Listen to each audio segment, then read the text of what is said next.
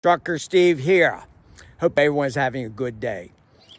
Okay, on the broken CDL trucking system, I have a lot of videos also about the broken CDL school system. And throughout, I have put a lot of the blame on the FMCSA. Now, lately, you've been seeing a lot of content about CDL school meals and going after the CDL schools, but not talking about what I feel is watering down the system of the entry-level driver training program from the FMCSA. I even went on AI and typed it in. Did the FMCSA water down the entry-level driver training program? And it came back with a big no. Oh, no, this didn't happen. But I'm using that term, and maybe I should have used another term that they made it so much easier. They created loopholes, which, as we know, trucking companies, CDL schools, and whoever will use it to their own advantage to beat the system, to get students in and get them out into the driver's seats of tractor trailers. The accidents, in my opinion, will keep on going.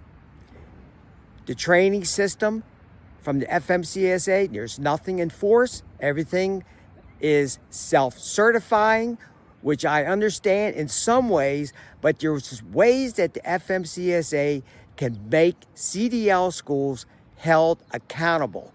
There's ways that the FMCSA can give power to the CDL students, not hide it within the wording on their website. Throughout, you see the word proficiency.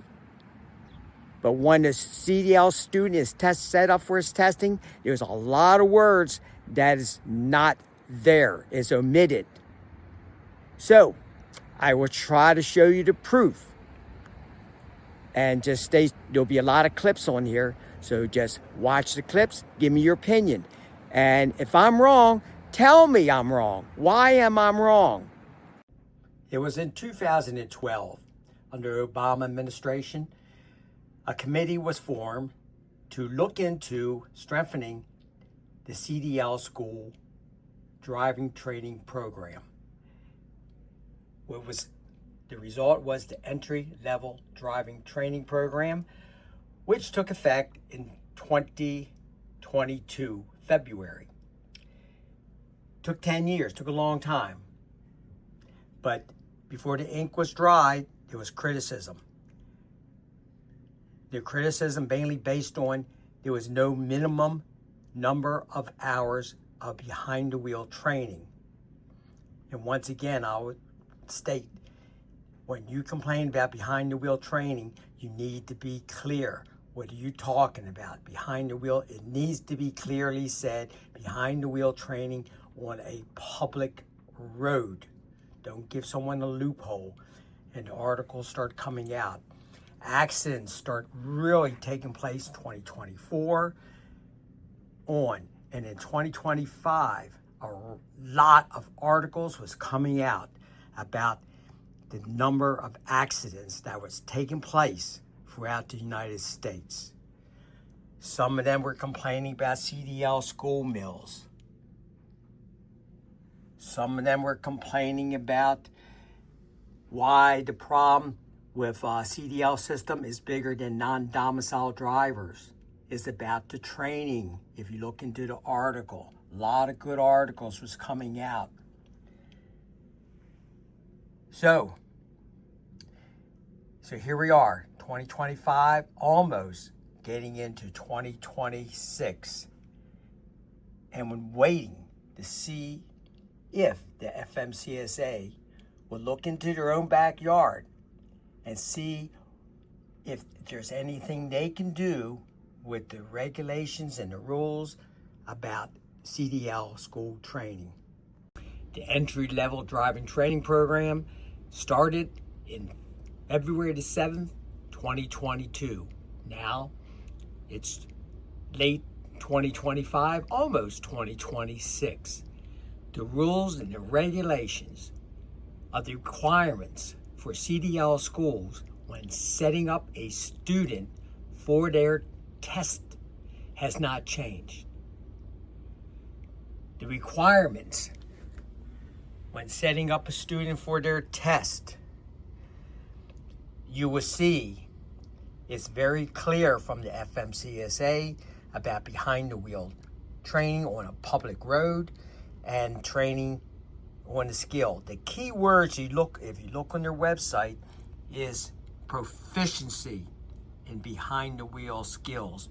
A student should not be set up for their test unless that student has demonstrated and its instructor has documented that each driver trainee has demonstrated proficiency in all elements of the behind the wheel curriculum. The rules, if you look on the FMCSA website, is very clear. But also it does have, there's no minimum instruction hours required for the range or on a public road. That is what a lot of OOIDA is complaining about. There should be minimum requirements. But the instructors, if you look on the paper, is very clear. Instructors must document each trainee, that each trainee is proficient in all skills.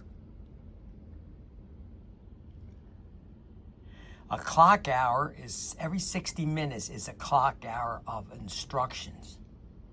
And it does have behind the wheel training on a public road, gives you some information what needs to be covered, and on skills what needs to be covered.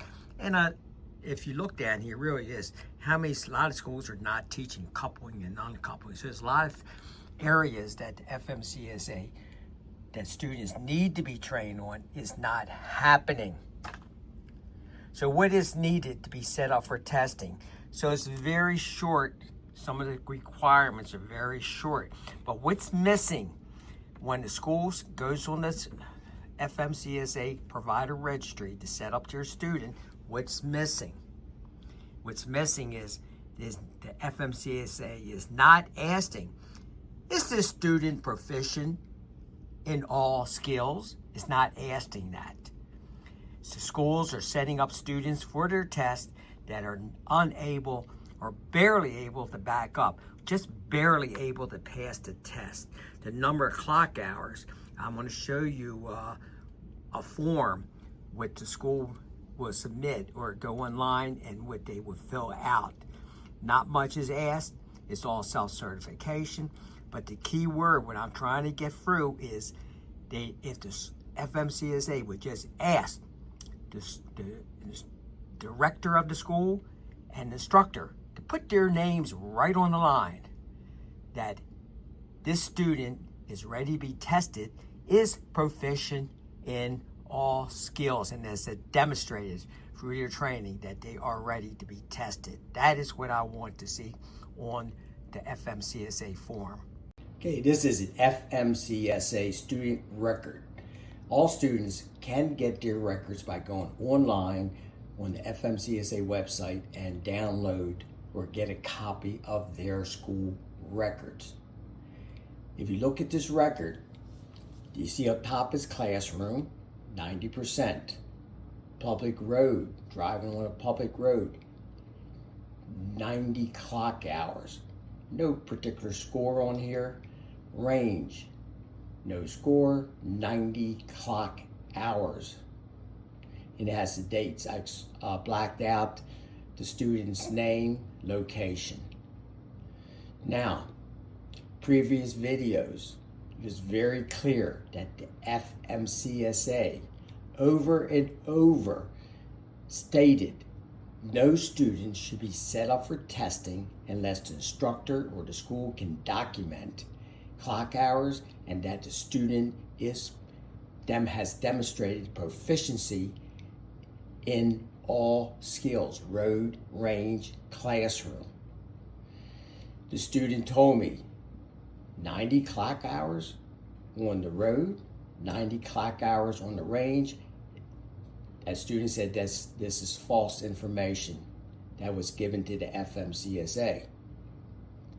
Now, why would the FMCSA not have a little line on here saying this student has demonstrated proficiency on the road? Now maybe there's another form. This is only one page. Maybe there's another page. I don't know. Maybe someone can fill me in on it. But when schools set up students for testing, somewhere the schools, even though they self-certify these students, they should certify with their names, owner's name, director's name, the instructor's name should be put forth on the form saying and certifying that the student has demonstrated and is proficient in all skills. And if it's not, the student has something to go back and fight that particular CDL school. Say, you set me up for testing, and the FMCSA says you had no right to set me up for testing because I was clearly not proficient, and that's why I may have failed 2 or 3 times. Schools need to be held accountable. When students fail over and over 2 or 3 or 4 times, an audit should be triggered. It should be triggered an audit, and that school should be checked out. Something's not right.